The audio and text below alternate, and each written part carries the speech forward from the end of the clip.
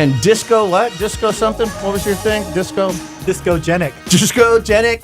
Discogenic. Love discogenic. No, what Back in, what was that, discogenic? late 70s? Yeah. I just wanted to love that. Back in studio here, Golf Talk Radio with Mike and Bill. We got Nikki Anderson in the house, Billy Gibbs, myself, Mike Brabennick, and Dr. Ryan McGaughey from the McGaughey Health Group, healthyslopecounty.com. We're talking about staying golf fit not only in winter months, but all year round. You can get a hold of Dr. Ryan McGaughey, 805-461-8822. So the question posed. Which comes first? Yes. Basically, I know it was a really nice thing. There's a lot of things that should be worked on, and obviously I would think this is year-round, but we're talking about winter months when some of you aren't eligible to get out there. It's kind of a slow time. Just rolling a bowling ball might not be enough. So you got to get a team, it sounds like, and get some work done. So, Doc, where do you start with this team besides going to your appointment book or your phone to find someone? What do you do? I think if you are having problems and you're a weekend warrior type golfer, I would say that you go and get evaluated by someone like myself, chiropractor. Find out what's going on, because the unilateral asymmetry really causes a lot of dysfunction to the spine. That would be my start. And so bring that term again, the unilateral dysymmetry. Okay. Unilateral asymmetry. Like golf is a one-sided sport. So that's what you're referring to. That's what I'm talking to. Like golf, baseball's another one for most of the players. Those two are the ones I think off right off, but tennis.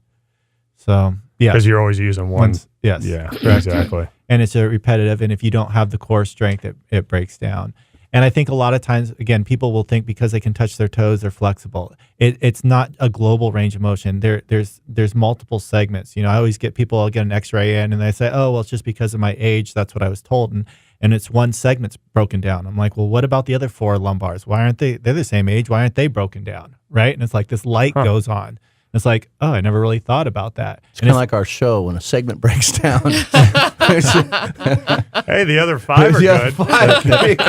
We're good with that. Yeah. So it's got to be it's a whole thing. You can't just. We run on a lot of times with one bad segment. It's hard not to. It's hard. Yeah, we can't really avoid that. But I think the whole, again, it's not all or nothing. I mean, I think if you're like getting into this golf and you're like, man, I don't know what to do for core, hire someone for just a month. Or you could even do it for 3 or 4 sessions, right? And spread it out over a couple months. I'll use myself as an example. Yeah. So the last time that I saw you, which was probably 2 weeks ago, I had gone through like 2.5 weeks. I totally remember I tweaked my lower back. I don't know exactly what I did. I have no idea actually how I did it. But you had mentioned, here's an exercise using one of the big, they're not medicine balls, but the heavy big, balls. like yoga ball, right? An exercise ball. So I use like a 75-inch diameter ball, really nice big balls. one. It's big. Big balls. It's a big one. And I have a trainer, George, a place that I go to. So I said, hey, I went and saw my chiro and my doctor, Ryan, and he said, these are the exercises I might want to look at. So since the 2 weeks that I've seen you, completely gone. Yeah, that's awesome. And so like when I go to the gym, which I do quite a bit during the week, and do stretching, like that's my thing, is stretching and working on core. It's not big weights. Right. I've incorporated those stretches now after seeing you for 2 weeks.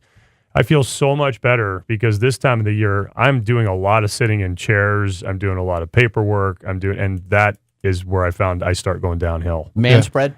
Yeah, exactly. So is it right. true that the big ball is helpful? I mean, so you're saying if you the know big what ball. to do with so it. You had first step, and I'm being serious. You went and saw your expert. Yeah. He said this is some areas. So then you went and found another expert with the big ball advice. Right.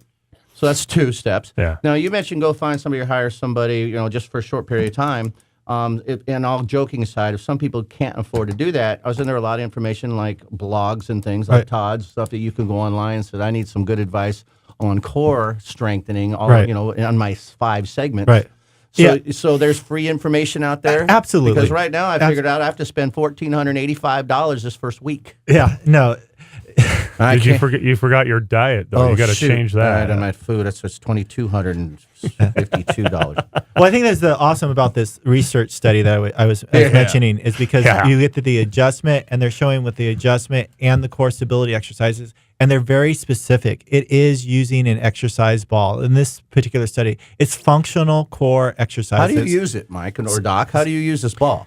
Are you sitting on it and rolling around? Well, this is what tossing it. What are you doing with George showed me a couple different things, and he goes, "Look, you're gonna have to. You got big ones. You got to experiment, and you got to see like what's comfortable for you because I know areas that I'm limited in my flexibility and things that I can do. So the ball is, it sits off the ground pretty high. Yeah, those are fun. And so you kind of lay over the top of it on your stomach, and then eventually what I do is I'm going along, I kind of form myself almost in a V or a U, like a shallow kind of U. And then as I move my feet either further away, kind of a sideways from the ball, sideways parenthesis. Yeah, and then or my feet closer to the ball, I can actually do like what Ryan was talking about, where my spine kind of opens up a little bit, and it takes the pressure off of my hips. And I've also found that it actually helps align my hip area. Right. Well, and as long as I know what I'm doing, if I'm doing it right now, if I just went and did this, I don't, without talking to George and talking to you, Dr. Ryan, who knows? So did you have to go buy this big ball? No, it's part of the gym. So you go to the work, you go to George. Yeah. And he brings out the ball. No, it's already there. I just had to see him once. But so it's there. You can pull out. You go to the big ball cage and you pull out the big ball. Yeah, there's like, and then there's probably about 12 of them. Very cool. Different sizes. So there's a bunch of you just rolling around in half circles and stuff. I always do it when it's just me. Oh, okay. Well, and those exercises Mike's talking about are strengthening the intrinsic muscles around the core, the multifidi muscles around actually around the spine, and then getting into the muscles like you're talking about, rectus abdominis and the transverse abdominis, some of the other larger muscles that we typically think of. And that's why there's different layers of the core, and that's why these functional exercises with an exercise ball are so important. And I think if you are on a budget, there's plenty you probably can find on YouTube. It's functional core exercises. I'm probably type in with golf too. I'm sure they'll be there. But so if I throw that in real quick, it didn't cost me anything. I didn't. Your insurance cover this? Yeah. Big George? George, I just asked him. My man George. He doesn't, it doesn't charge. There's all different ways around it. You're not doing it, if I heard you right, well, of course it could help your golf game, but it's because you're sitting and you're doing all your other stuff and sitting down and just unhealthy sitting in front of a computer all day. Wintertime, this is stretching you back out and getting you moving. Have to. So it's healthy all around, but I'm sure it helps your golf game as well. Big time. But it helps your life, your daily life as well. Oh yeah, definitely. If I need to get big ball, what I need. I mean, I need to too. Because the one thing you don't want to do, and I want to make sure people understand is if you are having this asymmetry and it's not looked at, and you start strengthening it, you're going to strengthen the asymmetry, and then you're just going to continually have problems. Oh, so you need an expert there. So you have to work both sides. Yeah, and you have to figure out what side's not the weaker side, and figure it out. CrossFit Nikki. So that's where the term cross trainings come into, right? And we see it in all our different sports. It's like throwing the medicine ball against the pillar. They have me do both sides. Mm-hmm. Aren't pillars round to just bounce back? No, and be it's crooked? square. It's square actually. It's hard though. If you get a little off, I'm thinking, you pull it a little. It does. You got to hit it bounces it straight weird. on. Yeah, you got to be able to catch it on the way back. You do. If it's a round pillar. It's not a round pillar. Okay, so it's like more of a wall. No, it's a square pillar. It's a support beam. It is a Does square it pillar. bounce back to you when you throw it? Yeah. It does. Do you catch it before it bounces? Yes. Have you ever jammed your finger? Never. Never. Stubbed a nail? No. I've seen guys do that before. Never cracked a nail? Jammed a finger. They throw the medicine ball against the wall and it bounces off, and then they're not paying attention because they got a guy like Billy talking to them. You look at your phone and get hit in the face. I've never had that happen, but I pay attention when I throw the ball. Yeah. So you never go to your phone mid-ball, mid-flight with I don't have my phone at because that could whack you right in the face. You get a medicine ball in the face. How? And you got to have a 6th step. You got to go see your nose doctor. Well, you can probably fix the nose. That reminds me of the movie Dodgeball. I know.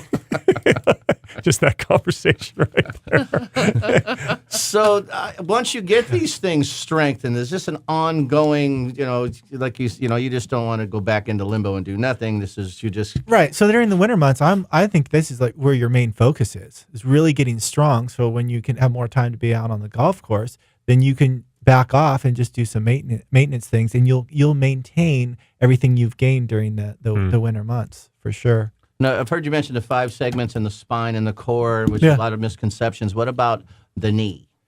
What do you mean? I've got a really bad knee. I've been struggling. I twisted it in running in an airport and felt it go pop.